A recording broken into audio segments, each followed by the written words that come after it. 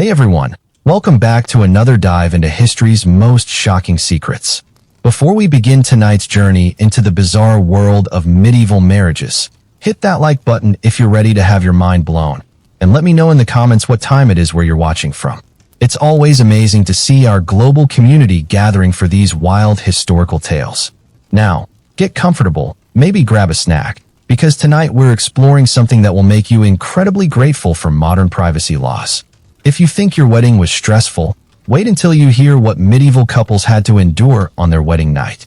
We're talking about traditions so strange, so invasive, and so downright shocking that they make reality TV look tame. For centuries, historians treated many of these customs as folklore, surely too bizarre to be real. But recent archaeological discoveries, church records, and surviving manuscripts have confirmed what seemed impossible. Medieval wedding nights were public spectacles, complete with witnesses, tests, and rituals that would make a modern couple file for divorce before sunrise. So dim the lights, because we're about to uncover 10 medieval wedding traditions that prove privacy is a very modern invention. Trust me, by the end of this, you'll never complain about your mother-in-law again. Number 1. The bedding ceremony, when privacy didn't exist. Picture this. It's your wedding night in medieval Europe. You've just finished the ceremony, shared the feast, and now you're thinking it's time for some alone time with your new spouse. Think again. Because in medieval times, your wedding night was about to become the most public event of your entire life. Welcome to the bedding ceremony, a tradition that turned the most intimate moment of marriage into a community spectacle. And no, this wasn't some rare custom practiced by a few weird villages. This was standard procedure across medieval Europe, from peasant cottages to royal palaces. Here's how it worked, and trust me, it gets weird fast. After the wedding feast, the entire wedding party would form two groups. All the male guests would surround the bride, while all the female guests would surround the groom. But this wasn't a gentle escort to separate bedrooms. Oh no, it was a raucous, drunken parade through the house, complete with singing, dancing, and jokes so crude they'd make a sailor blush. The men would literally carry the bride to the bedchamber, often lifting her above their heads like she was crowd surfing at a medieval concert. Meanwhile, the women would drag the groom in the opposite direction, sometimes stripping off pieces of his clothing along the way as good luck charms. The noise was intentional and deafening. Guests would bang pots, blow horns, and sing songs that were basically medieval versions of adult comedy shows. But here's where it gets really invasive. Once both groups reached the bedchamber, they didn't just drop off the couple and leave. They would literally undress the bride and groom in front of everyone. The bride's female relatives would remove her dress, her shoes, her jewelry, everything, while making jokes about what was about to happen. The men would do the same to the groom, often making crude comments about his readiness for marriage duties. Think this sounds humiliating? It gets worse. In many regions, the guests wouldn't leave until the couple was actually in bed together. They would throw the newly naked couple onto the bed, sometimes literally tossing them like sacks of grain, while everyone cheered and made jokes. Only then would they finally exit the room. But even that came with conditions. The door would be left slightly open, and the wedding party would often linger just outside, listening for sounds that proved the marriage was being consummated. In some areas, guests would even peek through keyholes or cracks in the door to make sure the couple was following through on their marital duties. Why did they do this? It wasn't just medieval people being weird for the sake of it. The bedding ceremony served several important social functions. First, it was legal proof that the marriage had actually taken place. In a world without official marriage certificates, the community needed witnesses to verify that the union was real and binding. Second, it was about ensuring the couple couldn't back out. Once you'd been publicly bedded in front of half the village, there was no pretending the marriage didn't happen. The shame of trying to annul would be enormous, so couples were essentially peer-pressured into staying married. Third, it was supposed to bring good luck and fertility. Medieval people believed that the more people who witnessed and celebrated the union, the more blessed it would be. The loud music and crude songs were thought to scare away evil spirits who might curse the marriage or make the wife barren. But perhaps most importantly, it was about power and control. The bedding ceremony made it clear that marriage wasn't just between two individuals. It was a community event, and the community had a stake in making sure it succeeded. Your sex life, your fertility, your marital happiness. All of it belonged not just to you and your spouse, but to everyone in your social circle. For noble families, the bedding ceremony was even more elaborate and invasive.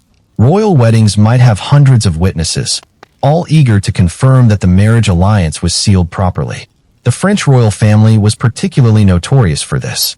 When future kings got married, practically the entire court would cram into the bedchamber to watch the couple get into bed together. Some regions had variations that were somehow even more embarrassing.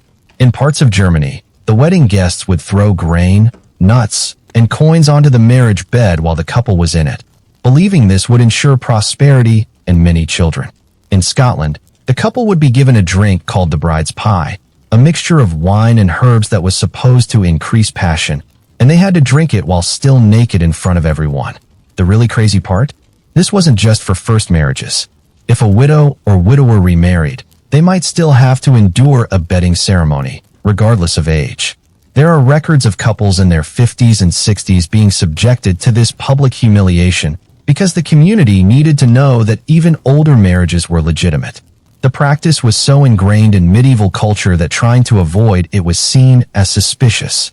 Couples who wanted privacy on their wedding night were viewed with suspicion. What were they trying to hide? Were they not really consummating the marriage? Was there some deception involved?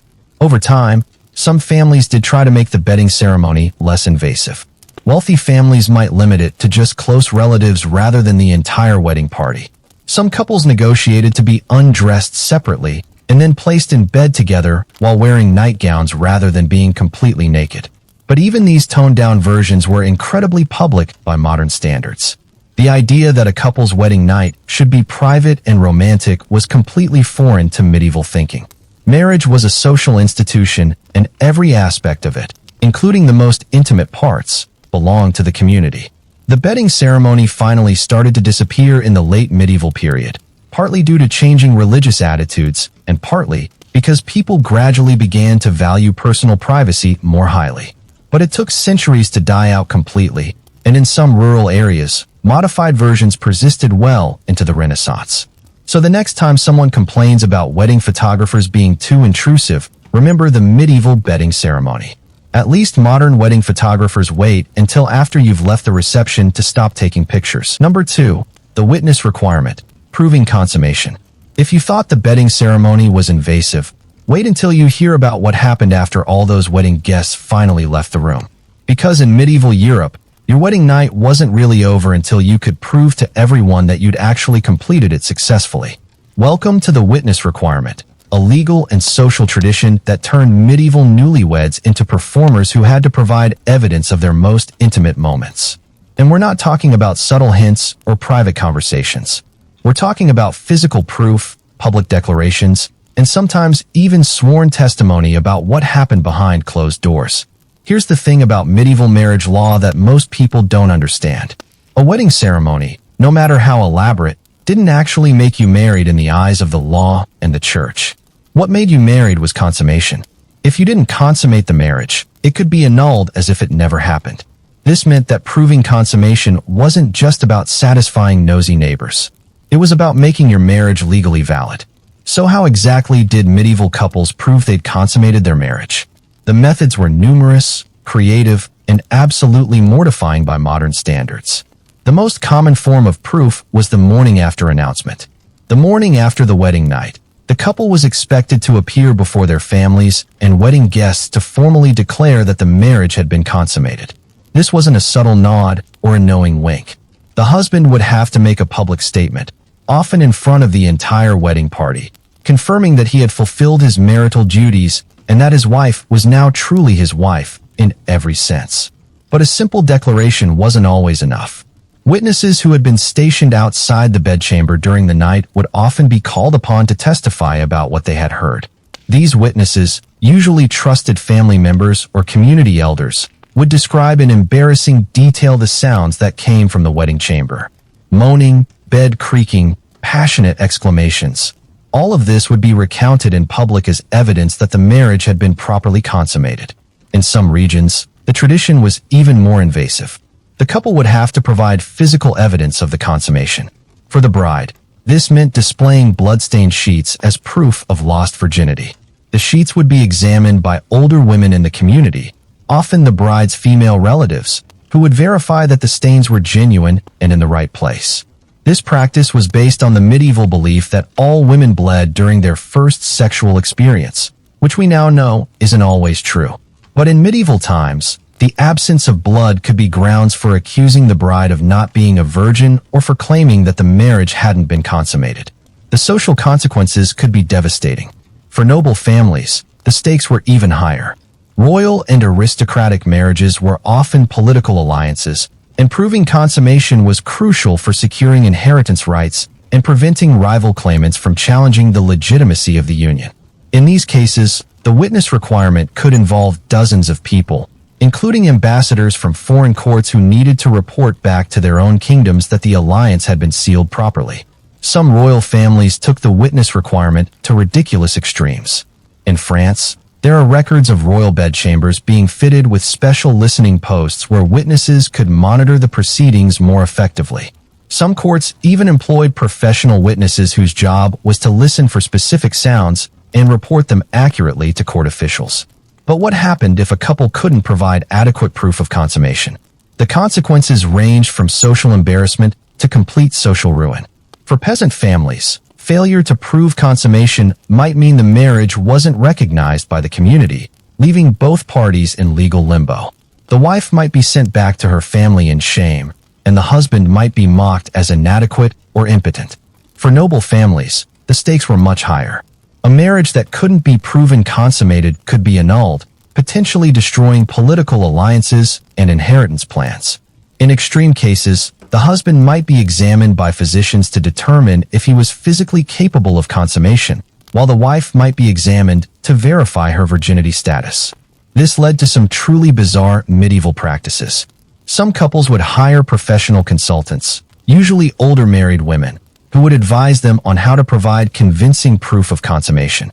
These consultants might recommend specific positions, suggest ways to make more noise during the act, or even provide fake blood to stain the sheets if necessary.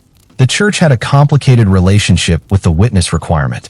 On one hand, they recognized that consummation was necessary to make a marriage valid according to both civil and canon law.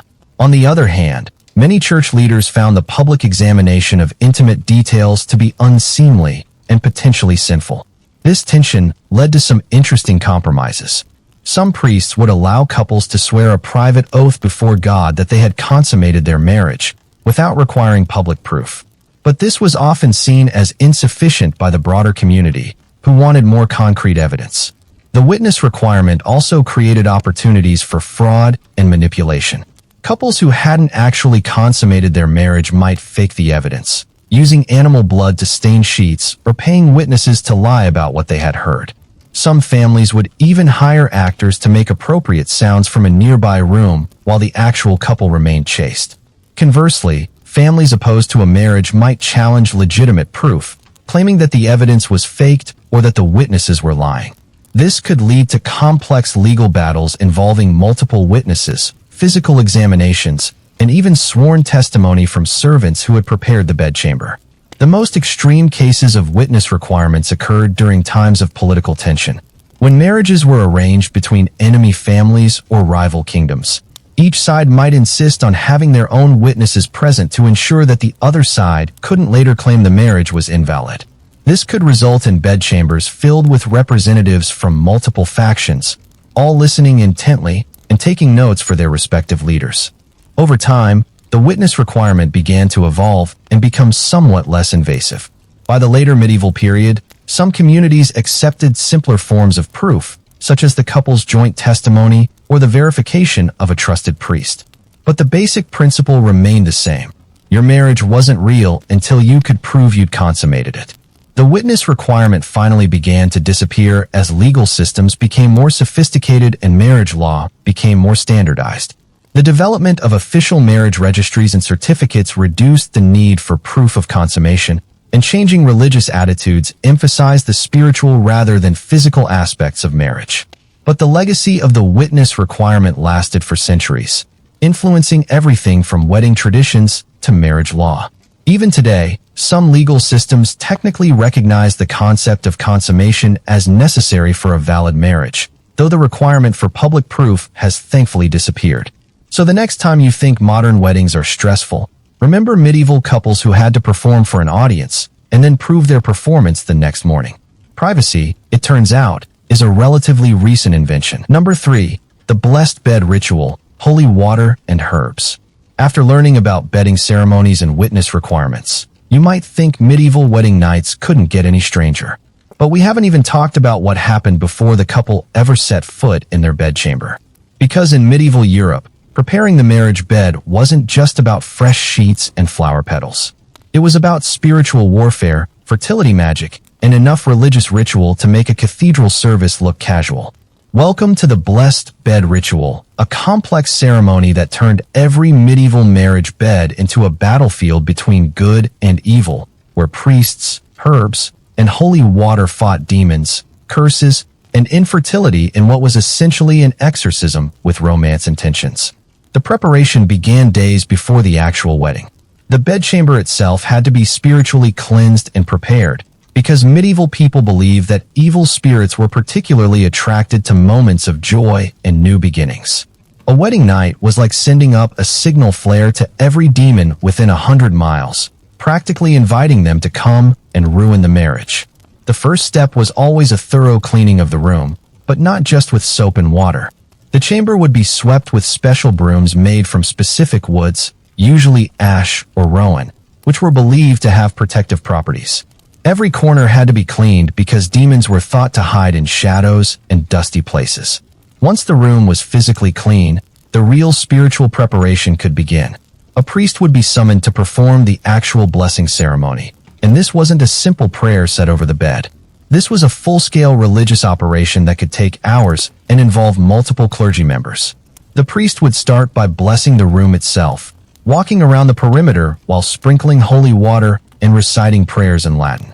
The holy water wasn't just ordinary blessed water either. It was often specially prepared for wedding ceremonies, sometimes mixed with blessed salt or wine to make it more powerful against evil influences. But the bed itself received the most attention. The priest would thoroughly soak the mattress, pillows, and sheets with holy water while reciting specific prayers for fertility, protection, and marital happiness. Some priests used so much holy water that the bedding had to be partially dried before the couple could actually use it. The blessing prayers were incredibly detailed and specific. They didn't just ask for general protection and happiness. Medieval wedding bed blessings included prayers for the husband's virility, the wife's fertility, protection against miscarriage, safety during childbirth, and even requests for male heirs. Some prayers went so far as to specify the exact number of children the couple should have. But holy water was just the beginning. The herb component of the blessed bed ritual was equally elaborate and based on centuries of folk wisdom about plants that promoted fertility and love. The most common herbs used were rosemary for remembrance and fidelity, lavender for love and passion, and mint for prosperity and health. These herbs weren't just scattered randomly around the room. They were placed in specific patterns that had symbolic meaning. Rose petals might be arranged in the shape of a cross on the bed to invoke divine protection. Herbs were often sewn into small sachets and hidden under the mattress, where they would release their scents throughout the night. Some regions had incredibly specific herbal requirements. In parts of France, the marriage bed had to include exactly 7 different herbs, each one representing a different aspect of marriage: love, fertility, fidelity, prosperity, health, happiness, and protection. Finding and preparing these herbs could take weeks, and getting even one wrong could supposedly doom the entire marriage. But the most important herb was always fertility-related. Medieval people were obsessed with ensuring that marriages produced children quickly, both for economic reasons and because childless marriages were often seen as cursed or invalid. Common fertility herbs included caraway seeds, which were believed to prevent the couple from growing apart, and fennel, which was thought to increase the wife's chances of conception. The strangest part of the herbal preparation was that many of these herbs had to be gathered at specific times under specific conditions. Some had to be picked at midnight during a full moon. Others had to be collected by a virgin at dawn on the morning of the wedding. Still others had to be blessed by a priest before they could be used in a marriage bed. The demon-banishing aspect of the blessed bed ritual was perhaps the most elaborate part of the entire ceremony. Medieval people believed that demons were particularly interested in disrupting new marriages, either because they were jealous of human happiness or because they wanted to prevent the birth of future Christian children. To combat this threat, priests would perform what was essentially a mini exorcism on the bedchamber. They would command any evil spirits to leave the room in the name of Christ, sometimes shouting the commands loudly enough to be heard throughout the house. They would make the sign of the cross in every corner and over every piece of furniture. Some exorcism rituals involved burning specific incense that was supposed to be particularly offensive to demons. The smoke would fill the room, and the priest would walk through it while reciting prayers and making protective gestures. The couple would sometimes have to wait outside during this part because the spiritual battle was considered too dangerous for them to witness directly. In extreme cases, especially for noble families who could afford it, multiple priests would be involved in the bed blessing ceremony. One priest might focus on the fertility prayers, another on protection from evil, and a third on blessing the physical space. Some royal weddings involved bishops or even archbishops performing the bed blessing, turning it into a major religious ceremony in its own right. The timing of the blessed bed ritual was also crucial. It usually had to be performed on the day of the wedding, after the ceremony, but before the bedding ceremony. Some traditions required it to be done at sunset, when the barrier between the physical and spiritual worlds was believed to be thinnest. Others insisted it had to be completed before midnight, when evil spirits were thought to be most active. For wealthy families, the blessed bed ritual could become incredibly expensive and elaborate. Rare herbs might be imported from distant regions, special holy water might be blessed by multiple priests, and the ceremony itself might involve gold crosses, silver incense burners, and silk banners embroidered with protective prayers. But even poor families felt obligated to perform some version of the blessed bed ritual. They might not be able to afford rare herbs or multiple priests, but they would still sprinkle their bed with blessed water from the local church and scatter whatever protective herbs they could find or grow themselves.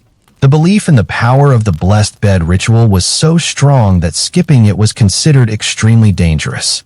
Marriages that weren't properly blessed were expected to fail, either through infertility, infidelity, or the husband and wife simply falling out of love. Even worse, unblessed marriages were thought to produce sickly children or no children at all. This created enormous pressure on families to perform the ritual correctly. Mistakes in the ceremony could supposedly have consequences that lasted for generations. If the priest mispronounced a prayer, if the wrong herbs were used, if the holy water wasn't blessed properly, all of these errors could doom not just the marriage but the entire family line. The blessed bed ritual began to decline in the later medieval period as the church became more centralized and standardized. Church authorities started to discourage some of the more elaborate herbal and exorcism elements, viewing them as too close to pagan magic.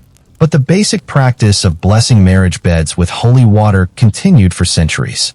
Even today, some traditional wedding ceremonies include elements that trace back to the medieval blessed bed ritual. The use of flowers in wedding decorations, the practice of blessing new homes, and even the tradition of throwing rice at weddings all have roots in medieval beliefs about fertility, protection, and spiritual preparation for marriage. So the next time you see rose petals scattered on a hotel bed for honeymooners, remember that this romantic gesture has its origins in a medieval exorcism designed to protect newlyweds from demons and ensure they produced plenty of children. Medieval romance was apparently equal parts love and spiritual warfare. Number 4. Stockings and garter throwing, medieval foreplay. Just when you think you understand medieval wedding traditions, we stumble onto something that makes modern bachelor and bachelorette parties look tame by comparison. Because in medieval Europe, the moments leading up to the actual bedding weren't just about getting undressed. They were about fertility rituals, lucky charms, and a tradition so wild that pieces of it survived into modern weddings, though most people have no idea what they're actually celebrating.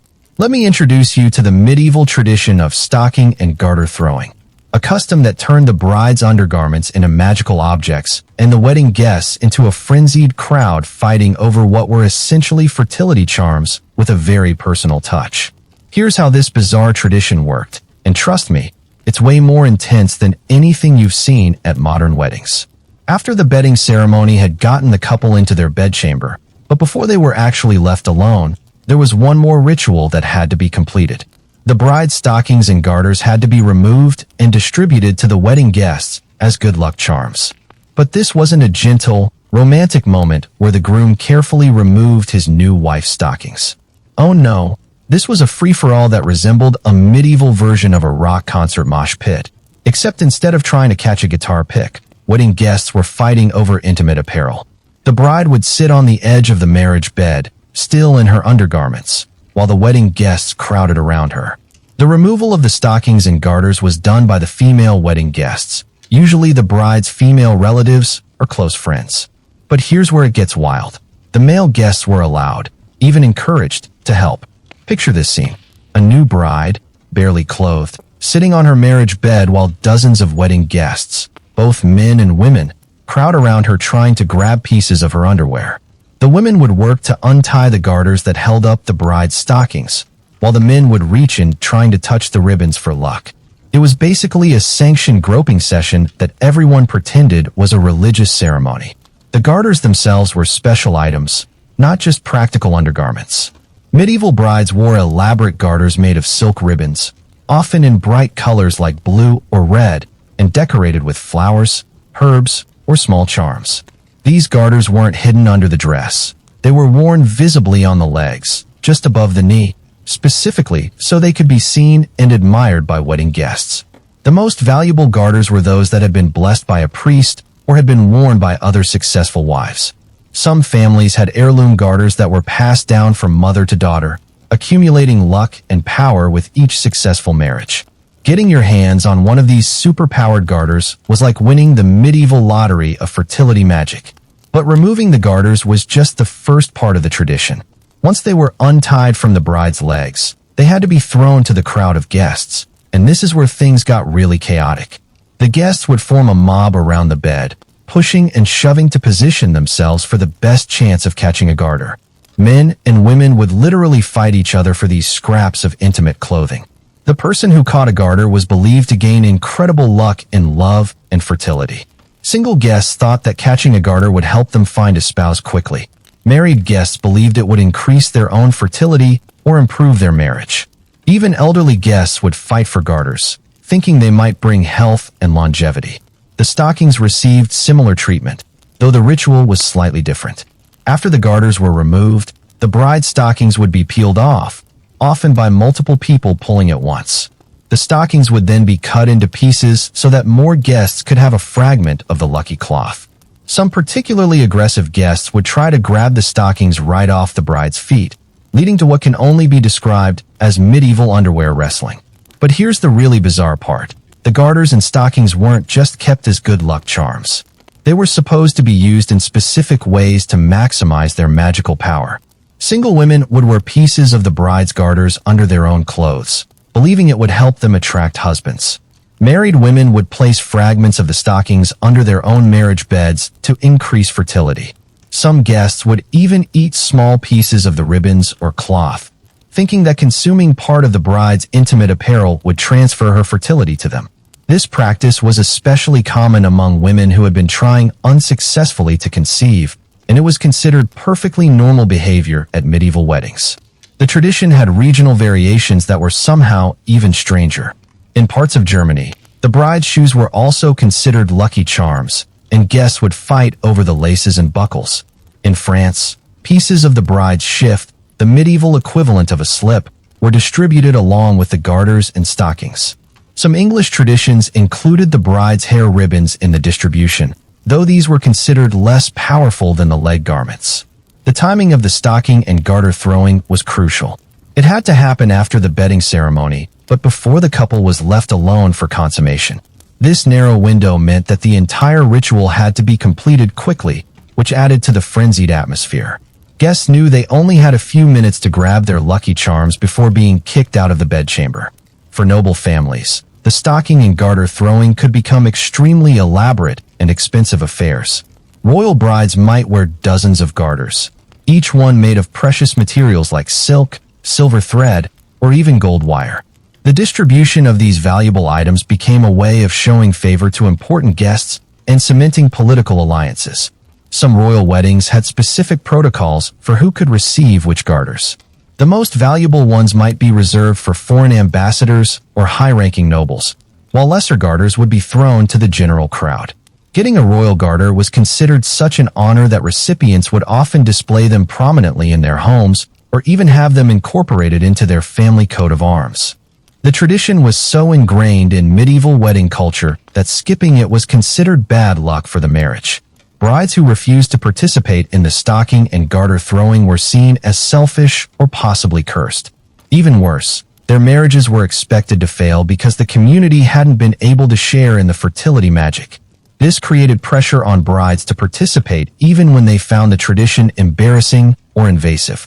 Some brides tried to compromise by wearing extra layers of stockings so they could keep some garments private while still satisfying the crowd's demands for lucky charms.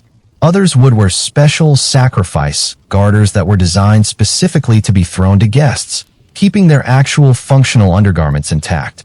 The tradition began to evolve and become less invasive over time, partly due to changing attitudes about modesty and partly because of church pressure to reduce the sexual elements of wedding ceremonies. By the late medieval period, some communities allowed the groom to remove and throw the garters instead of having the entire crowd participate in undressing the bride.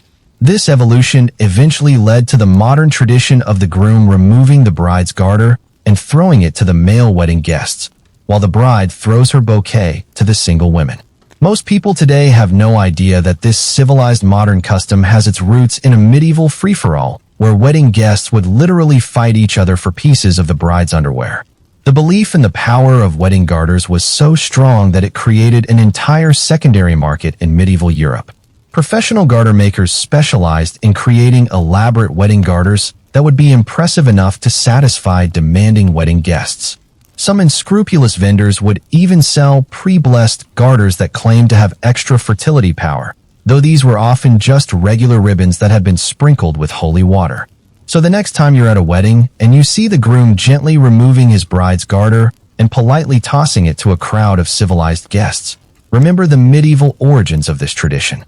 What you're witnessing is the highly sanitized descendant of a medieval fertility riot where dozens of people would fight over intimate clothing while the bride sat nearly naked on her marriage bed. Modern weddings are definitely an improvement. Number 5. The shoe over shoulder test. Medieval people had some truly bizarre ways of predicting the future, from reading entrails to interpreting cloud formations. But perhaps no medieval tradition combined superstition, marriage politics, and pure physical comedy, quite like the shoe over shoulder test, a wedding night ritual that determined everything from who would rule the household to how many children the couple would have, all based on where a piece of footwear happened to land. This wasn't some quick, casual toss of a slipper.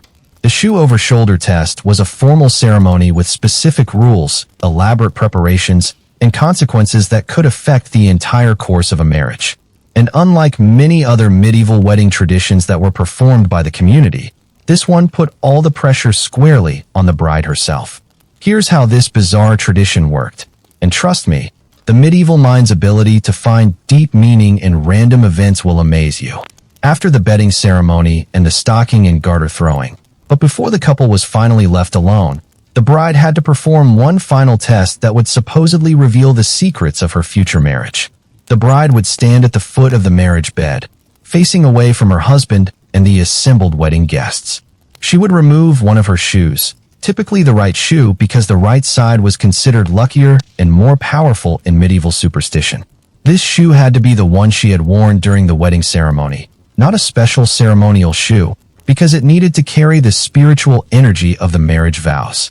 The removal of the shoe was itself part of the ritual. The bride couldn't just slip it off casually. She had to bend down and unlace or unbuckle the shoe completely while reciting a prayer or blessing, usually something asking for divine guidance in her marriage. Some traditions required her to kiss the shoe before throwing it, blessing it with her lips and breath. Once the shoe was properly prepared, the bride would hold it in her right hand, close her eyes, and throw it backwards over her right shoulder without looking. The throw had to be done blind, because any attempt to aim or control where the shoe landed would invalidate the entire prophecy. The bride had to trust in fate, or divine will, to guide the shoe to the right spot. But here's where the medieval obsession with symbolism really went wild.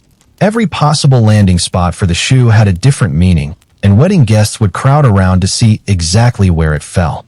The interpretations were incredibly detailed and specific, passed down through generations of wedding traditions. If the shoe landed pointing toward the head of the bed, it meant the wife would be the dominant partner in the marriage. She would control the household finances, make the important decisions, and generally rule over her husband. This was considered moderately good luck because it suggested the wife would be strong and capable, but it also meant the husband might be seen as weak. If the shoe landed pointing toward the foot of the bed, it meant the husband would be the dominant partner, which was considered the ideal outcome in medieval society. The wife would be obedient and submissive, the husband would be a strong leader, and the household would follow traditional gender roles. This was the result most families hoped for. But the direction wasn't the only important factor. The distance the shoe traveled also carried meaning. A shoe that landed close to the bed meant the couple would have a close, intimate marriage with many children. A shoe that flew far from the bed suggested the couple might grow apart over time or have difficulty conceiving children. If the shoe landed upright, still in a position where it could be worn, it was considered excellent luck. It meant the marriage would be stable, prosperous, and long-lasting. But if the shoe landed upside down or on its side, it was a bad omen suggesting trouble ahead. Some interpretations claim that an upside-down shoe predicted the death of one spouse within a year of marriage. The most detailed interpretations came from reading the exact position and orientation of the shoe. A shoe that landed with its toe pointing toward the door meant the wife would be unfaithful or that one spouse would leave the other. A shoe pointing toward the window suggested the couple would travel extensively or live far from their families. A shoe that bounced under the bed was considered terrible luck, predicting either infertility or the early death of children. But perhaps the most important aspect of the shoe throwing was predicting the number of children the couple would have. This was determined by counting the number of times the shoe bounced or rolled after landing. Each bounce represented one child. So a shoe that bounced 3 times meant 3 children, while a shoe that landed without bouncing meant the couple would remain childless. Some regions had even more elaborate counting systems. In parts of France, the number of children was predicted by counting the number of eyelets or buckles visible on the shoe after it landed. German traditions sometimes involved measuring the distance from the shoe to the bed in handspans, with each span representing a year until the first child would be born. The shoe-over-shoulder test created enormous pressure on medieval brides because everyone believed the results were divinely ordained and couldn't be changed. A bride whose shoe predicted a bad marriage or no children would be pitted and possibly blamed for bringing bad luck to the union. Families sometimes delayed the wedding night for days if the shoe test results were particularly ominous, hoping that prayers and additional blessings might change the outcome. This led to some creative attempts to influence the results. Some brides would practice throwing shoes in private before their wedding, trying to develop a technique that would produce favorable results. Others would wear specially weighted shoes that were more likely to land upright or travel the right distance. A few desperate families even hired professional shoe throwers, usually older women who claimed to have the skill to make shoes land in lucky positions. The church had a complicated relationship with the shoe throwing tradition. Some priests condemned it as superstition and refused to allow it during Christian weddings. Others embraced it as a way of seeking divine guidance for the new marriage. A few creative clergy members even incorporated the shoe throwing into the official wedding ceremony, having the bride throw the shoe immediately after taking her vows.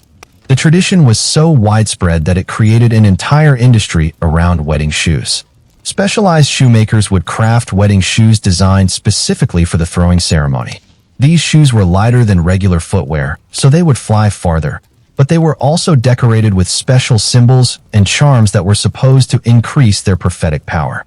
The most expensive wedding shoes were those that had been previously owned by women who had successful marriages and many children.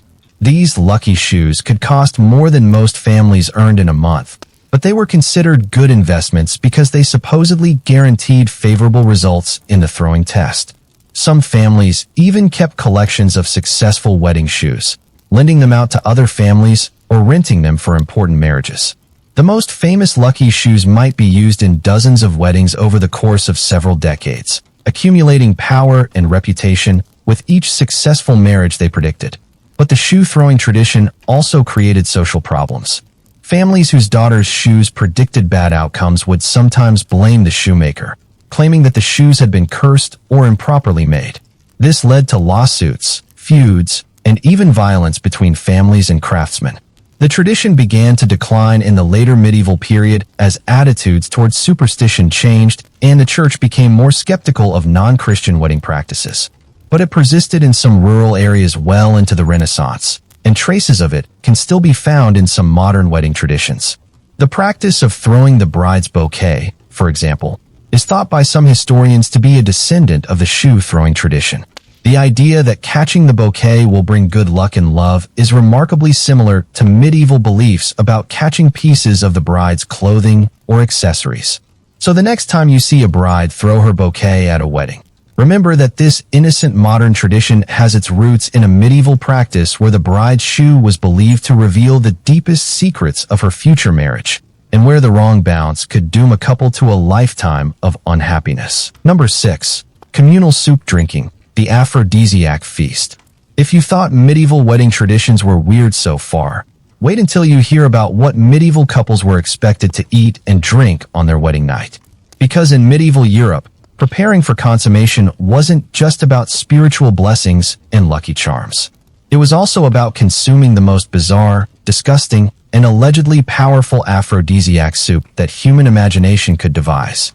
Welcome to the world of medieval wedding night cuisine, where animal testicles met mystical herbs, where entire communities gathered to watch newlyweds consume fertility potions, and where the line between medicine and magic disappeared entirely in a bowl of very questionable soup. The tradition of communal soup drinking was based on medieval beliefs about food, fertility, and sexual performance. Medieval people thought that you could literally eat your way to better sex and higher fertility by consuming foods that resembled sexual organs or that had reputations for increasing desire. This wasn't subtle symbolism. This was full-blown medieval logic that said if it looks like a penis or comes from near reproductive organs, it must make you more virile. The centerpiece of every medieval wedding night feast was the fertility soup, and the main ingredient was always animal testicles.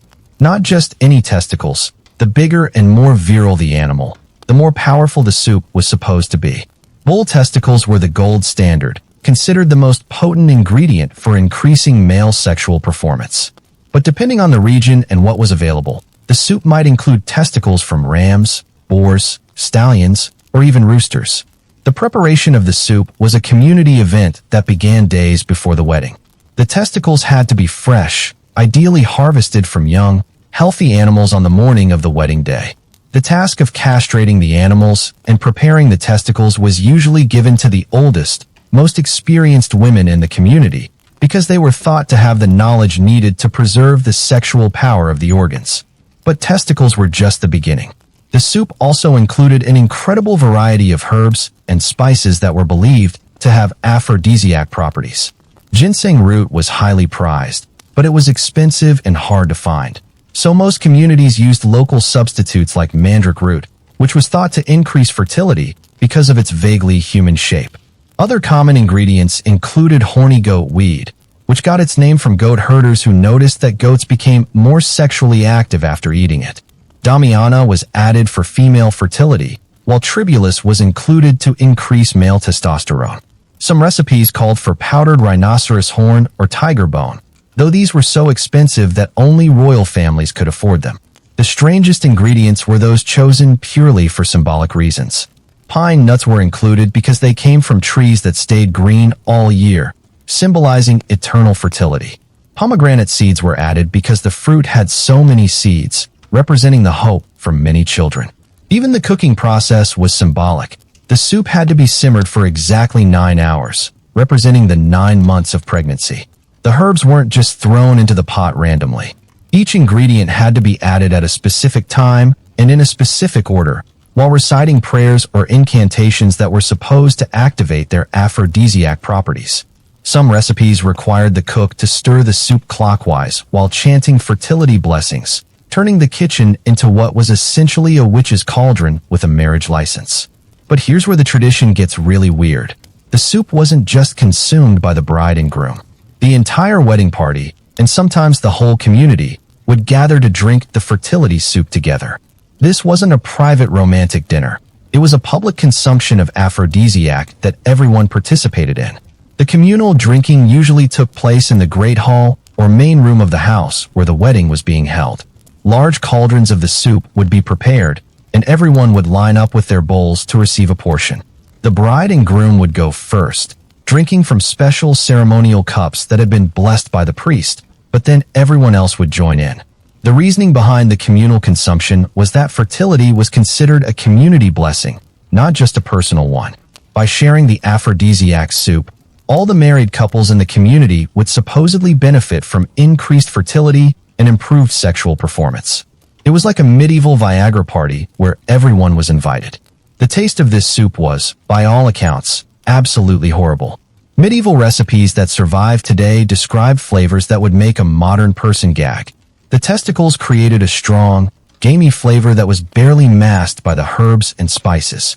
The texture was described as chewy and rubbery, with chunks of organ meat floating in a broth that was often thick and oily from animal fat. But taste wasn't the point, power was. Medieval people believed that the more disgusting the medicine, the more effective it must be. If the fertility soup tasted good, it obviously wasn't working hard enough to improve your sexual performance. The fact that it was revolting was actually seen as proof that it was packed with potent aphrodisiac energy. The drinking of the soup was accompanied by increasingly crude toasts and jokes from the wedding guests. As the alcohol in the soup took effect, many recipes included wine or ale. The crowd would become more boisterous, and the suggestions about what the bride and groom should do that night would become more explicit. It was basically a medieval roast where everyone got drunk on aphrodisiac soup and told sex jokes. Some regions had competitive elements to the soup drinking. Men would compete to see who could drink the most soup, believing that consuming larger quantities would make them more virile. Women might compete to see who could identify the most herbs by taste, demonstrating their knowledge of fertility magic. These competitions often became rowdy events that could last for hours. The most elaborate soup drinking ceremonies occurred at noble weddings, where the ingredients were more exotic and expensive. Royal wedding soups might include rare spices imported from Asia, powdered pearls for their supposed aphrodisiac properties, or even small amounts of gold flakes because gold was considered the most perfect metal and therefore beneficial for fertility. Some noble families hired professional soup makers, specialists who claimed to know secret recipes that had been passed down through generations of successful marriages. These experts would travel from wedding to wedding, carrying collections of rare herbs and claiming that their soups were more potent than anyone else's. The church had an ambivalent relationship with the soup drinking tradition. Some priests condemned it as pagan superstition and refused to bless ingredients that were clearly being used for magical purposes.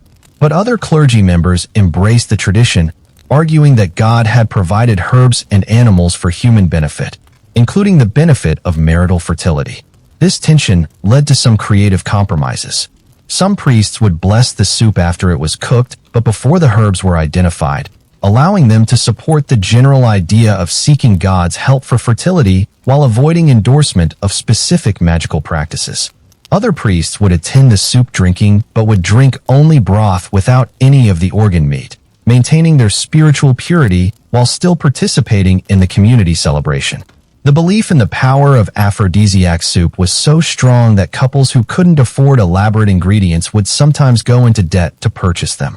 Families would save money for months to buy bull testicles and exotic herbs for their children's weddings, believing that skimping on the soup would doom the marriage to infertility. This created opportunities for fraud and exploitation. Unscrupulous merchants would sell fake aphrodisiac ingredients to desperate families, passing off regular herbs as expensive fertility enhancers or selling sheep testicles as more expensive bull organs. Some vendors would even sell pre-blessed ingredients that claimed to have extra potency, though these were often just regular ingredients that had been sprinkled with holy water. The tradition began to decline in the later medieval period as medical knowledge improved and people became more skeptical of folk remedies. The development of more sophisticated understanding of human reproduction made the testicular soup seem less plausible as a fertility treatment. But the practice persisted in some rural areas for centuries, and traces of it can still be found in traditional wedding customs around the world. The practice of serving special wedding cakes, for example, may have evolved from the tradition of sharing fertility foods with the entire wedding community. Even the modern tradition of toasting the bride and groom has roots in the communal consumption of wedding night aphrodisiacs.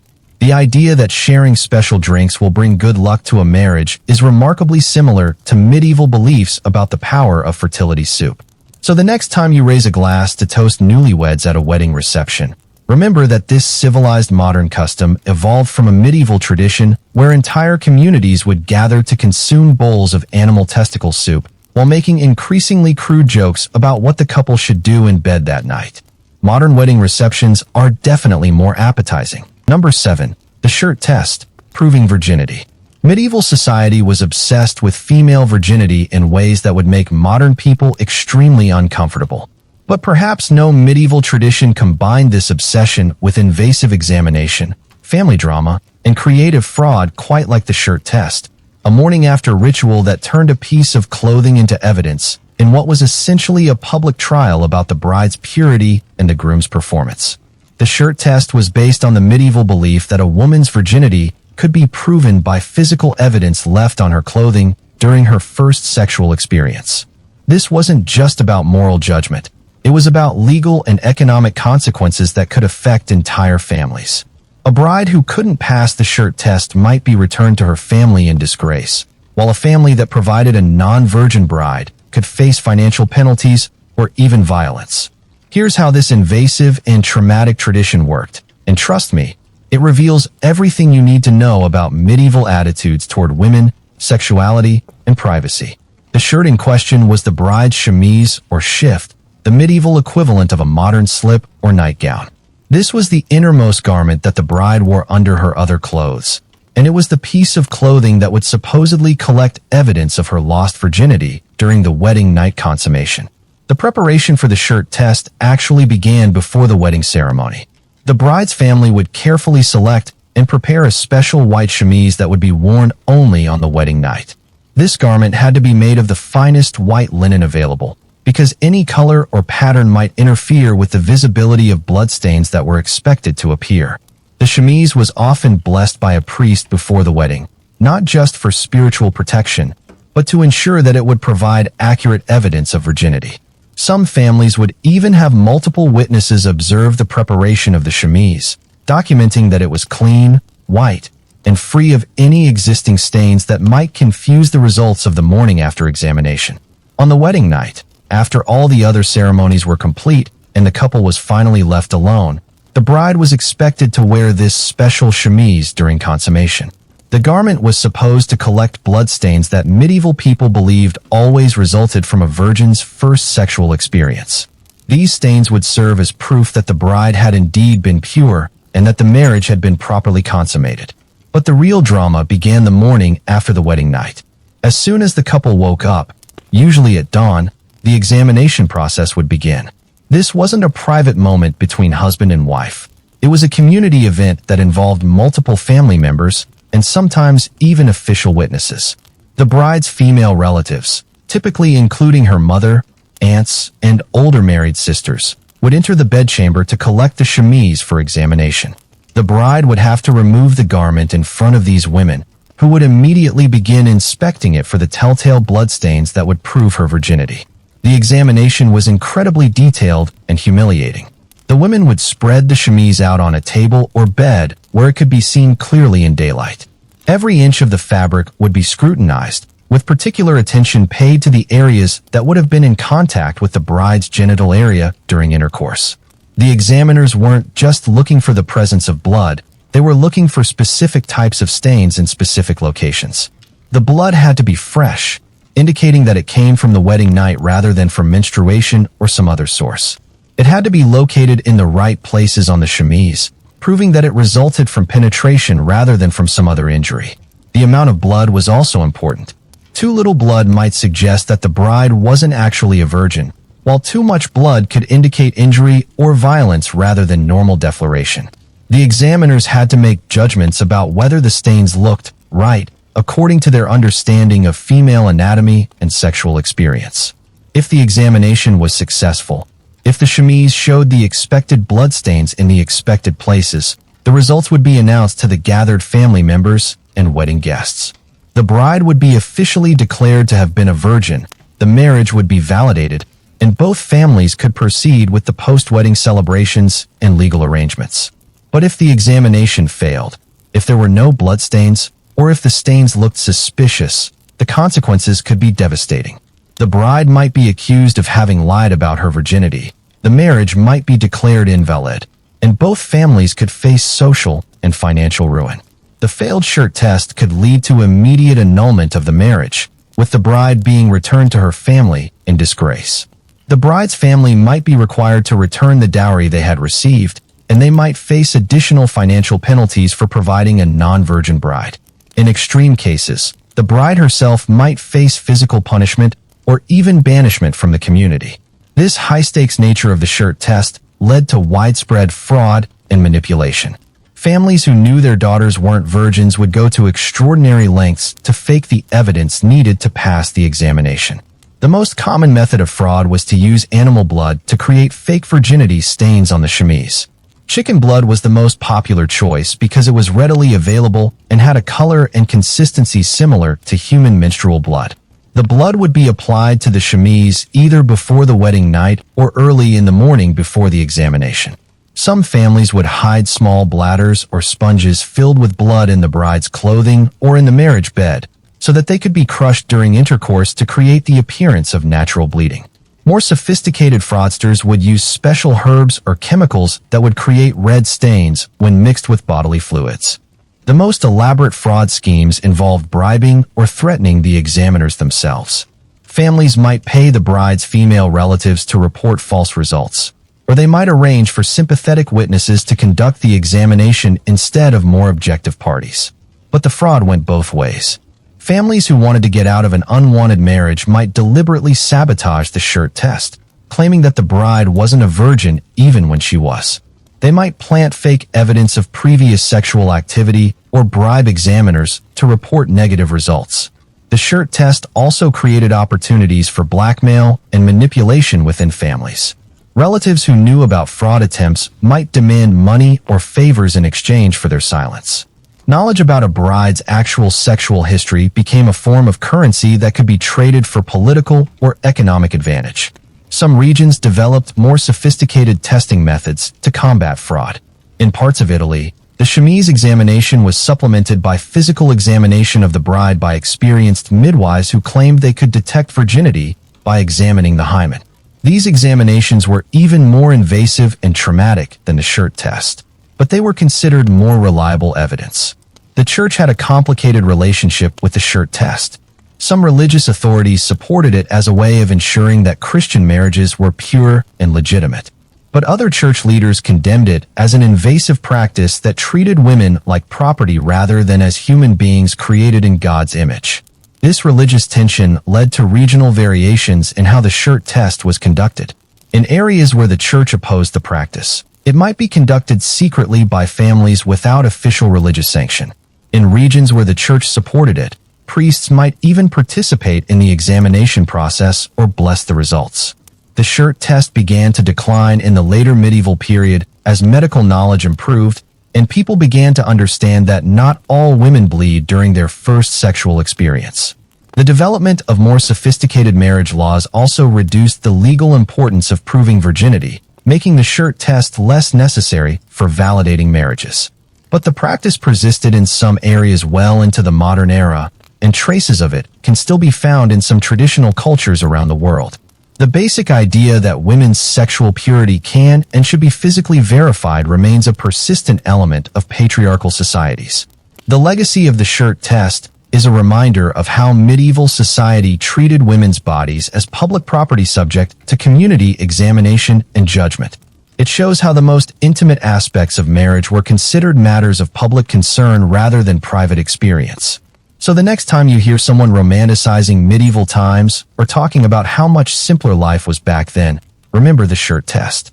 Remember the medieval brides who had to face public examination of their most intimate clothing, who had to prove their worth as wives through bloodstains on fabric, and who lived in a society where a piece of underwear could determine the entire course of their lives. Number 8. Breaking bread over bodies. Fertility magic. Medieval fertility rituals could get incredibly strange, but perhaps none were quite as bizarre as the practice of breaking bread over the bodies of sleeping newlyweds.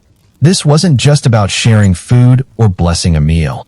This was full-scale fertility magic that turned the marriage bed into an altar and wedding guests into participants in what was essentially a communion service with very intimate undertones.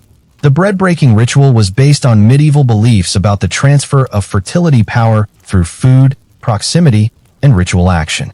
Medieval people thought that fertility was a kind of magical energy that could be shared, transferred, and amplified through the right combination of blessed food, physical closeness, and community participation. And they believed that this energy was most powerful when it was performed over the bodies of people who were in the process of creating new life. Here's how this surreal tradition worked, and trust me, it makes modern wedding cake cutting look incredibly tame by comparison. The ritual typically took place on the morning after the wedding night, after the couple had consummated their marriage, but while they were still in bed together. The timing was crucial. The bread had to be broken while the couple was still physically connected to the sexual energy of their wedding night, but late enough in the morning that the community could gather to participate in the ceremony. The bread itself wasn't ordinary bread. It was specially prepared fertility bread that had been baked with specific ingredients that were believed to promote conception and healthy childbirth. The most common additions were caraway seeds, which were thought to prevent the couple from growing apart, and fennel seeds, which were believed to increase female fertility. The dough for the fertility bread was often mixed with blessed water, wine that had been consecrated by a priest, or even small amounts of holy oil. Some recipes called for the bread to be shaped into specific fertility symbols, braided to represent the intertwining of two lives, formed into circles to represent the eternal nature of marriage, or shaped like phalluses and wombs for more obvious symbolic reasons. The preparation of the fertility bread was usually done by the oldest and most fertile women in the community, because they were thought to be able to transfer their own reproductive success into the bread through their touch and breath. These women would recite prayers or fertility chants while kneading the dough, and they would often share stories of their own successful pregnancies to further bless the bread with fertile energy. On the morning of the ritual, the wedding guests would gather quietly in the bedchamber while the couple was still asleep. The goal was to perform the bread-breaking ceremony without waking the newlyweds, because disturbing their rest was thought to interfere with the fertility magic that was still working in their bodies from the previous night's consummation. The couple would be lying in bed together, ideally still naked or wearing minimal clothing, because direct contact with their skin was believed to be necessary for the fertility transfer to work properly. The wedding guests would surround the bed, trying to get as close as possible to the sleeping couple without actually touching them.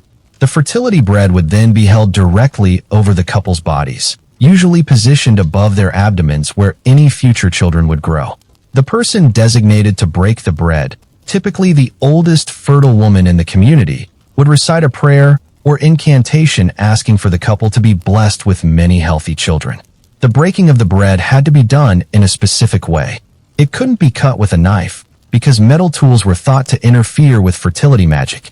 It couldn't be torn roughly, because violent actions might harm the couple's reproductive potential. Instead, the bread had to be gently broken by hand into pieces that would be distributed to all the participants in the ceremony. But here's where the ritual gets really weird. The bread pieces weren't just handed out to the wedding guests. They were dropped directly onto the couple's bodies, particularly onto their abdomens and genital areas, where they would supposedly absorb the fertility energy radiating from the newlywed skin. The sleeping couple would gradually become covered with pieces of blessed bread, turning them into human fertility altars. The wedding guests would then carefully collect the bread pieces that had been in contact with the couple's bodies. These bread fragments were considered incredibly powerful fertility charms, infused with the sexual energy of the newlyweds and the blessing power of the ritual bread. Each guest would take several pieces, eating some immediately, and saving others for later use. The bread that was eaten immediately was supposed to transfer some of the couple's fertility to the person consuming it. Married couples who were having difficulty conceiving would eat as many pieces as possible, believing that the blessed bread would help them get pregnant. Single guests would eat the bread hoping that it would help them find spouses and start families of their own. The bread pieces that were saved were used as ongoing fertility charms. Some people would keep them under their own marriage beds, believing that proximity to the fertility-charged bread would improve their own sex lives and reproductive success. Others would crumble the saved bread into their food over the course of several weeks, gradually consuming the fertility magic to maximize its effects. Some families would even preserve pieces of the fertility bread for years, using them as ingredients in future fertility rituals or giving them to children and grandchildren who were getting married. The most powerful bread pieces, those that had been in direct contact with the newlyweds' genital areas, might be passed down through generations as family fertility heirlooms. The ritual wasn't complete until the couple woke up and discovered what had happened. Their reaction was considered an important omen for their future fertility. If they woke up laughing and seemed amused by being covered with breadcrumbs, it was a sign that they would have many children and a happy marriage. If they seemed angry or embarrassed, it might indicate fertility problems or marital difficulties ahead. The couple was then expected to participate in the final part of the ritual by eating some of the remaining bread themselves. This was supposed to complete the fertility magic circle, ensuring that the power that had been transferred from their bodies into the bread would return to them multiplied by the community's blessings. Regional variations of the bread-breaking ritual could be even more elaborate. In some parts of France, the fertility bread was shaped into small dolls representing future children, and the number of doll-shaped breads broken over the couple's bodies was supposed to predict how many children they would have. German traditions sometimes involved breaking different types of bread over different parts of the couple's bodies. Rye bread over the woman's womb, wheat bread over the man's groin, and barley bread over both their hearts. The most elaborate versions of the ritual involved multiple rounds of bread breaking, with different types of fertility bread being used at different times of the morning.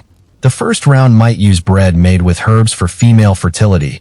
The second round might feature bread designed to increase male virility, and the third round might involve bread blessed specifically for the health and safety of future children. Some communities combined the bread-breaking ritual with other fertility practices. The breadcrumbs that fell onto the bed sheets might be mixed with herbs and sewn into small sachets that the couple would keep under their mattress. The crumbs that fell on the floor might be swept up and scattered in the couple's garden, where they were supposed to make the soil more fertile and productive. The church's attitude toward the bread-breaking ritual was typically disapproving, since it involved a combination of pagan fertility magic and what could be seen as a parody of Christian communion. Most priests refused to bless fertility bread or participate in the ritual, viewing it as superstitious nonsense that distracted from proper Christian approaches to marriage and family. But the practice was so popular and deeply ingrained in community traditions that it was difficult for religious authorities to suppress completely. Some priests compromised by offering to bless regular bread that could then be used in fertility rituals, allowing them to provide spiritual support for the community's desires while avoiding endorsement of the more magical aspects of the practice.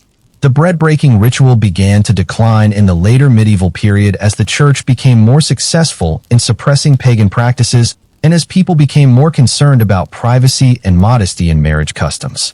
The idea of having wedding guests perform rituals over sleeping newlyweds gradually came to seem invasive rather than helpful, but traces of the tradition survived in various forms. The modern practice of feeding wedding cake to each other may be a distant descendant of medieval fertility bread rituals. The tradition of saving the top layer of wedding cake to eat on the first anniversary might have roots in the medieval practice of preserving blessed bread as ongoing fertility charms. Even the custom of throwing rice or grain at newlyweds has similarities to the bread-breaking ritual, representing the community's desire to bless the couple with fertility and abundance. The main difference is that modern traditions allow the couple to remain clothed and conscious during the blessing process. So the next time you see a bride and groom cutting their wedding cake together, remember that this sweet modern tradition has its roots in a medieval practice where wedding guests would cover sleeping newlyweds with fertility breadcrumbs while performing magic spells over their naked bodies. Modern wedding receptions are definitely more dignified, if perhaps less magically powerful. Number 9. The chivalry, when the community disapproves. Medieval communities had many ways of expressing approval for marriages they liked, as we've seen with blessing ceremonies and fertility rituals. But what happened when a community disapproved of a marriage? Enter the chivalry, a tradition so disruptive, so deliberately obnoxious, and so emotionally devastating that it could turn a couple's wedding night into a waking nightmare that lasted for days or even weeks. The chivalry wasn't just disapproval.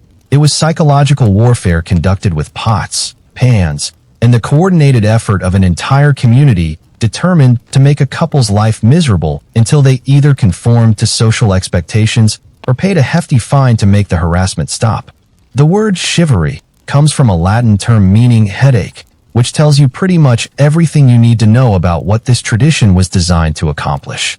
It was also known by other names in different regions: rough music in England, katze music in Germany, and scampanata in Italy. But the basic concept was the same everywhere. Make as much noise as possible outside the couple's home until they submitted to community pressure. But chivalry wasn't just random harassment. It was a highly organized social punishment that followed specific rules and traditions, with its own rituals, hierarchy, and economic system. Communities that organized chivalry weren't just being mean.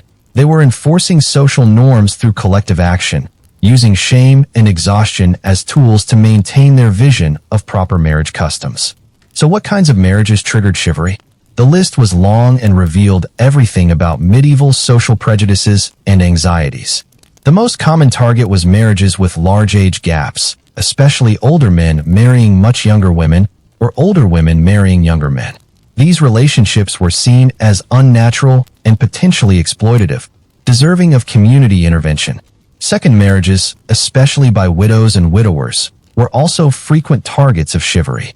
Medieval communities believed that people should mourn their deceased spouses for specific periods of time before remarrying, and couples who remarried too quickly would face organized harassment. The definition of too quickly varied, but it could be anywhere from 6 months to several years after the death of the first spouse. Cross-class marriages were another major trigger for chivalry. When a peasant married someone from a higher social class, or when a noble married beneath their station, the community might organize chivalry to express their disapproval of the disruption to the social order. These protests could be particularly violent and long-lasting, because they touched on deep anxieties about social mobility and class boundaries. Marriages that bypassed normal courtship customs were also targets. If a couple eloped without their family's permission, if they married without proper community involvement, or if they seemed to be rushing into marriage for suspicious reasons, they might face chivalry as punishment for violating social expectations about how marriages should be conducted. But the most vicious chivalry were reserved for marriages that the community suspected involved adultery, domestic abuse, or other forms of marital misconduct.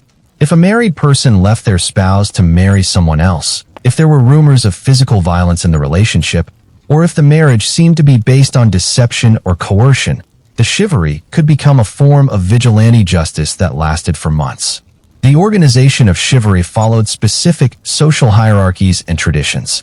The event was usually organized by young unmarried men in the community because they were seen as having the most interest in maintaining proper marriage customs that would eventually affect their own romantic prospects. These organizers would plan the chivalry like a military campaign, assigning roles, gathering supplies, and coordinating timing to maximize the impact on the targeted couple.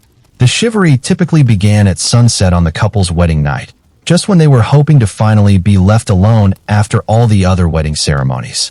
The organizers would gather outside the couple's home with an arsenal of noise-making devices designed to be as annoying and disruptive as possible. The most common instruments were pots, pans, and metal tools that could be banged together to create discordant, rhythmic noise that would be impossible to ignore or sleep through. Participants would also bring horns, drums, bells, and anything else that could produce loud, jarring sounds. Some communities had special chivalry instruments, oversized cowbells, metal sheets that could be shaken to create thunder-like noise, or wooden clappers that produced sharp, repetitive sounds. But the chivalry wasn't just random noise. It followed specific musical patterns and included songs, chants, and rhymes that mocked the couple and explained why the community disapproved of their marriage. These songs were often incredibly crude and personal, mentioning intimate details about the couple's relationship, their physical appearances, their families, and their suspected motivations for marrying. The lyrics of chivalrous songs could be devastating in their cruelty.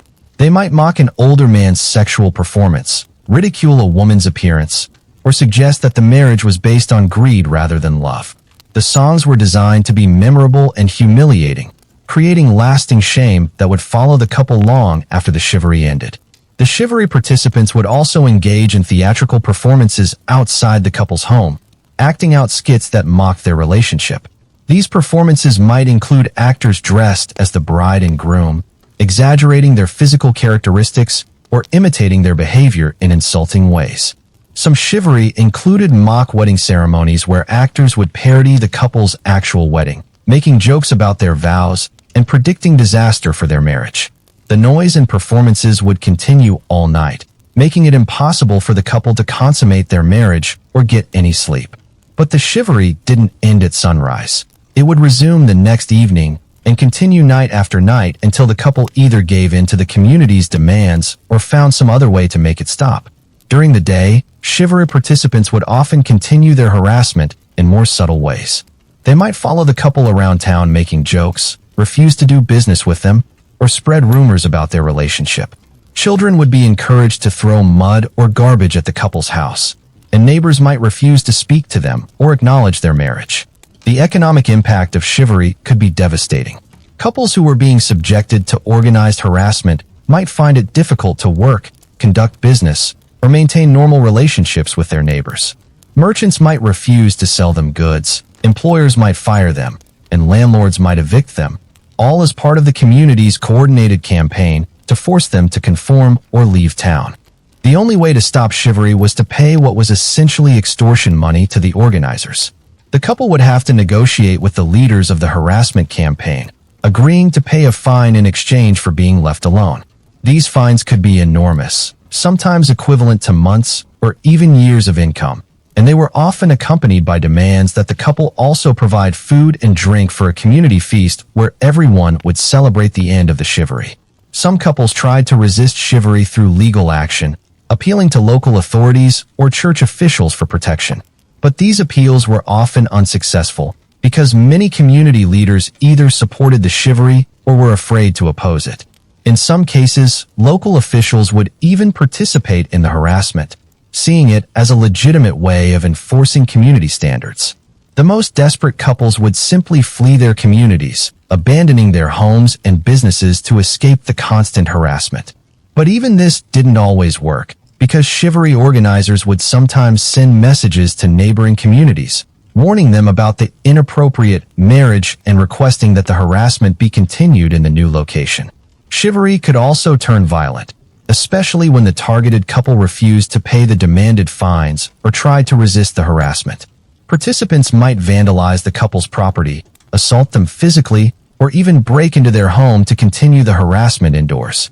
Some chivalry resulted in serious injuries or property damage that could take years to recover from.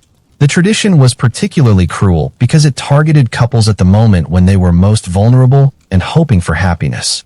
The wedding night was supposed to be a time of celebration and intimacy, but chivalry turned it into a public humiliation that could destroy the marriage before it even began.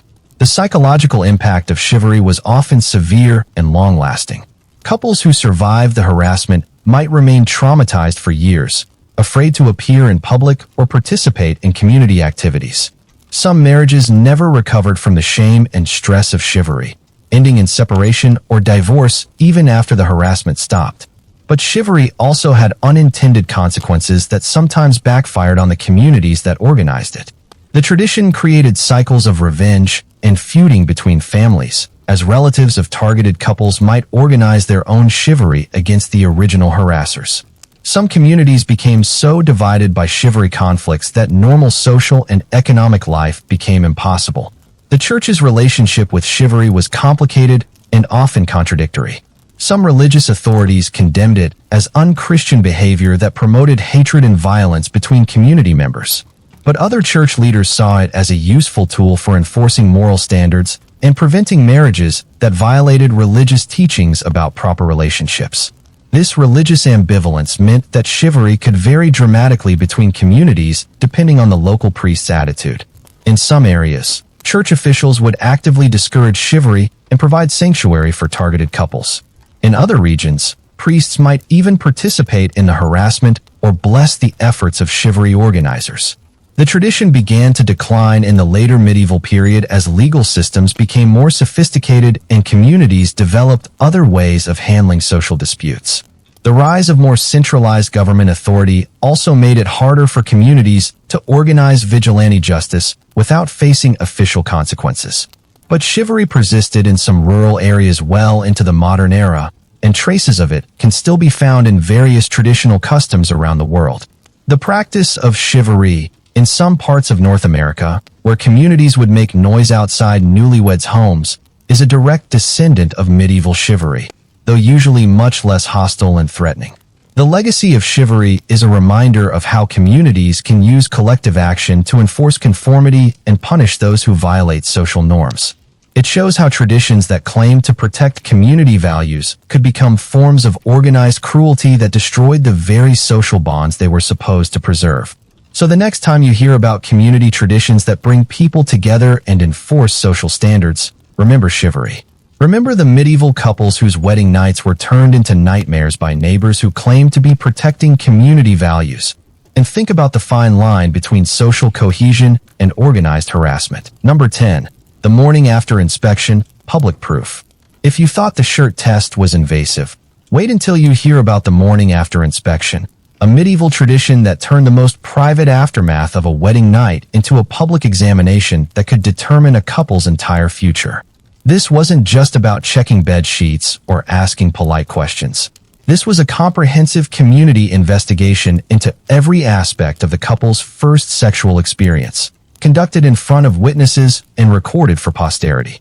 The morning after inspection was the culmination of all the other medieval wedding night traditions we've discussed.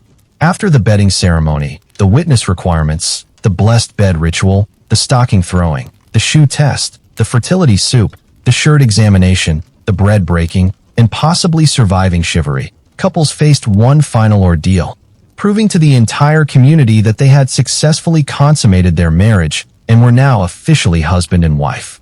The inspection typically began at dawn on the morning after the wedding night. The couple wasn't allowed to sleep late, clean themselves up, or prepare for the examination in any way. The community wanted to see them exactly as they were immediately after their first night together, with all the physical evidence of consummation still visible and fresh. The first participants to arrive were usually the bride's female relatives, led by her mother or the oldest married woman in her family. These women had the authority to enter the bedchamber without permission and begin the initial examination of both the bride and the physical evidence of the wedding night. The bride would be examined first, and this examination was incredibly thorough and humiliating. The women would inspect her body for signs of sexual activity, marks on her skin, changes in her posture or movement, any physical evidence that she had engaged in intercourse. They would look for bruises, scratches, or other marks that might indicate the vigor of the sexual encounter. But the physical examination of the bride was just the beginning. The bedding itself would be stripped and examined in minute detail. The sheets, mattresses, pillows, and even the wooden bed frame would be inspected for stains, smells, or other evidence of sexual activity. Every suspicious spot would be scrutinized and discussed by the examining women. The bride's chemise or nightgown would be held up to the morning light and examined inch by inch, with particular attention paid to any stains or tears that might indicate rough treatment or successful penetration. The location, size, color, and freshness of any stains would be documented and discussed among the examiners. While the women were examining the bride and the bedding, the men in the wedding party would be conducting their own examination of the groom. This inspection focused primarily on his demeanor and behavior rather than physical evidence, because medieval people believed that a man's sexual performance could be judged by his attitude and confidence the morning after his wedding night. The groom would be questioned about his experience, not just whether consummation had occurred, but how it had gone, how many times it had happened, and whether he felt confident about his performance. These questions were asked in front of male relatives and friends, turning what should have been private intimacy into a public performance review. The groom's physical condition would also be examined for signs of sexual activity. The men would look for scratches from fingernails, bite marks, or other evidence that the bride had been an active participant in the consummation. They would also assess his energy level and mood, because a truly successful wedding night was supposed to leave the groom feeling confident and satisfied rather than exhausted or disappointed. But the most crucial part of the morning after inspection was the community verdict, where all the evidence would be presented to the gathered wedding guests and community elders for final judgment. This wasn't a private family matter. This was a public trial where the couple's sexual performance would be evaluated and documented for legal and social purposes. The examination results would be presented by the senior examining women, who would describe in explicit detail what they had found during their investigation. They would report on the condition of the bedding, the state of the bride's clothing and body, and their professional judgment about whether genuine consummation had occurred. The male examiners would then present their findings about the groom's condition and testimony, describing his demeanor, his answers to their questions, and their assessment of his credibility and sexual competence. If the inspection results were positive, if all the evidence pointed to successful consummation, the couple would be officially declared to be truly married, and the community celebration could continue with post-wedding feasts and gift-giving ceremonies. The positive results might even be recorded in church or legal documents as official proof of the marriage's validity. But if the inspection results were negative or ambiguous, the consequences could be severe.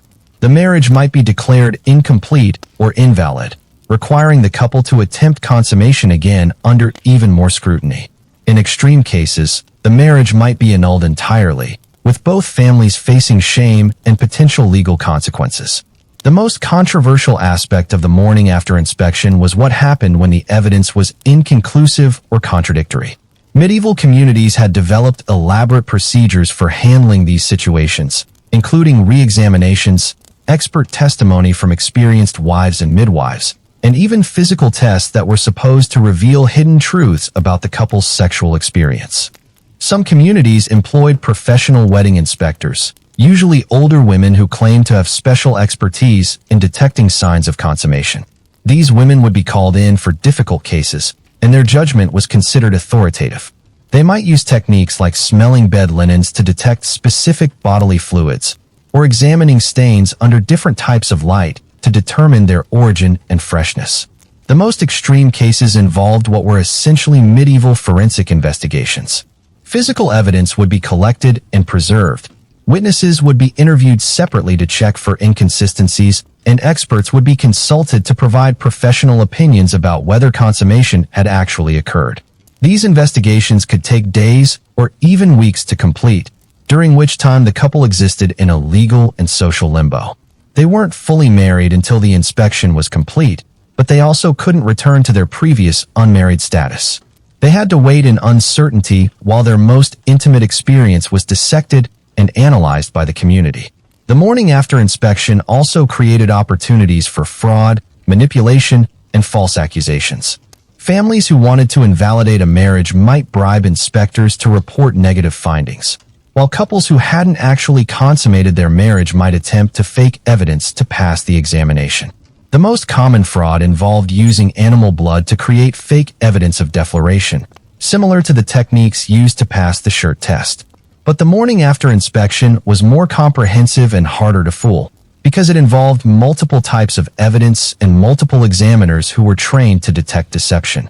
Some couples would attempt to create false evidence of sexual activity by using various substances to simulate bodily fluids, or by inflicting minor injuries on themselves to create marks that looked like evidence of passionate lovemaking.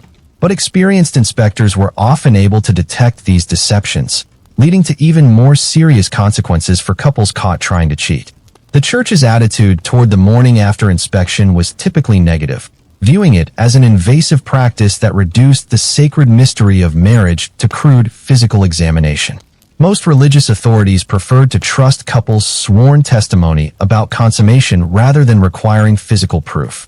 But the community pressure to verify marriages was so strong that even church opposition couldn't eliminate the practice entirely. Some priests compromised by blessing the inspection process or providing spiritual guidance to couples who were struggling with the examination requirements. The morning after inspection began to decline in the later medieval period as legal systems developed more sophisticated ways of validating marriages and as social attitudes toward privacy began to change. The development of official marriage records and certificates reduced the need for physical proof of consummation. But the practice persisted in some rural communities well into the early modern period, and traces of it can still be found in some traditional cultures around the world. The basic idea that marriage isn't complete until consummation has been publicly verified remains a persistent element of some legal and social systems. The legacy of the morning after inspection is perhaps the most disturbing reminder of how medieval society treated the most intimate aspects of human relationships as matters of public concern.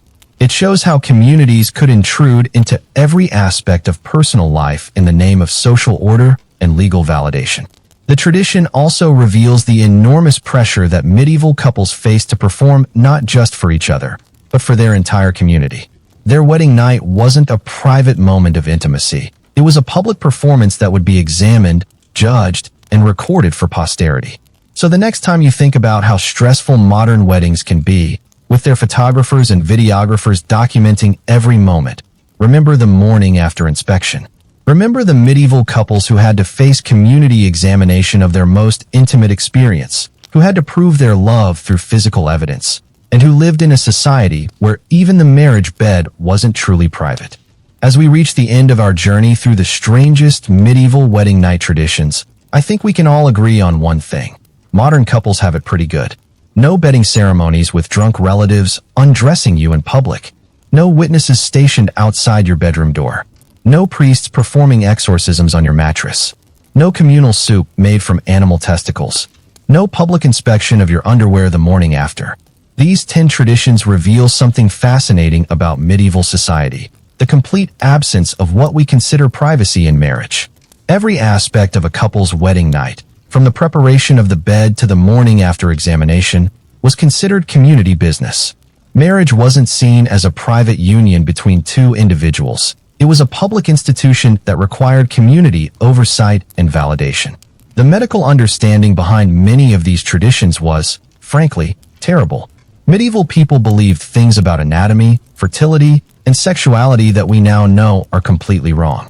But these beliefs shaped elaborate rituals that could determine the entire course of a person's life based on superstition and folk wisdom. The social pressure these traditions created was enormous. Medieval couples didn't just have to love each other and build a life together. They had to perform their marriage for an audience, prove their worthiness through various tests, and submit to community judgment about their most intimate experiences. But perhaps most importantly, these traditions show us how much our concepts of romance, privacy, and individual choice in marriage have changed over the centuries.